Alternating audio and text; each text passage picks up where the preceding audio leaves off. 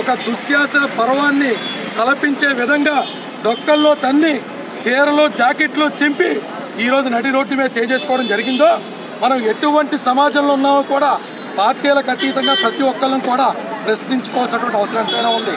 అధికారం ఎంత తలకెక్కితే ఒక న్యాయ పోరాటం చేస్తున్న మహిళలతో 10 నిమిషాలు మాట్లాడటం కోసం దారి కాస్తే మాట్లాడితే మాట్లాడాలా, మాట్లాడటం ఇష్టం లేకపోతే వెళ్ళిపోవాలా.